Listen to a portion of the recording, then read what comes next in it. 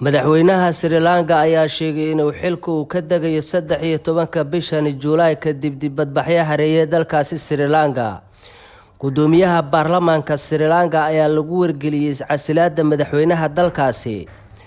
Dad careysan ayaa shalay xoog ku galay guriga madaxweynaha waxayna codsanayeen inuu xilka u baneeyo. Dadweynaha ayaa ka careysan dhaqaale xumi saaran dalkaasi Sri Lanka. waxayna madaxweynaha ay ka codsadeen inuu xilka u baneeyo si uu u bedelo qof kaleento oo gudan kara waajibaadka dadka reer Sri Lanka. waana sababta keentay in dad careysan ay rabshado khasaare geysta ay ka geystaan magaalada caasimadda u ah wadanka Sri Lanka. madaxweynaha Sri Lanka ayaa haddii uu ka dhabeeyay iscasilaadiisa 13 bishan waxa uu noqon doonaa madaxweyne u hoggaansamay baaqa shacabkiisa. dibadbaxayaasha ayaa shalay dab qabadsiiyay guriga ra'iisul wasaaraha Sri Lanka.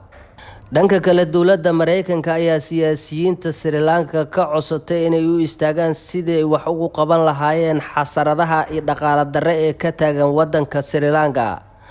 waxaa lagu dhawaaqay in madaxweynaha Sri Lanka uu xilka iska casili doono maalinta Arbacada.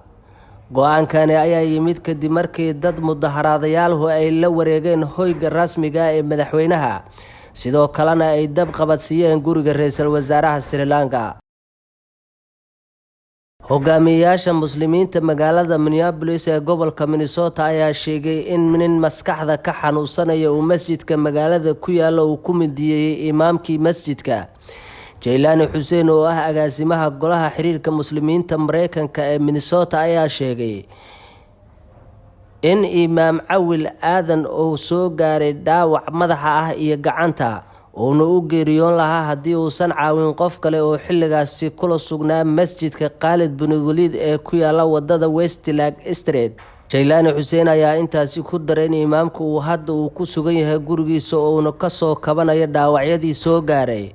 wuxuu intaasi ku daray in qofka weerarka geysto uu halis ku yahay naftiisa iyo sidoo kale bulshada Soomaaliyeed.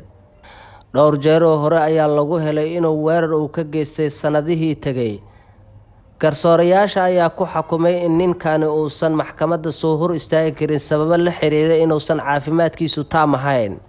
qofka weerarka geystay oo lagu xiray kiis kaleento balse dacwadda ogayaashu kuma aysan soo ogin dacwadda la xiriirta weerarka uu u geystay imaam Awil. warbaahinta Minnesota ayaa shaacisay magaca qofka weerarka geystay maadaama aanu weli dacwad lagu soo ogin.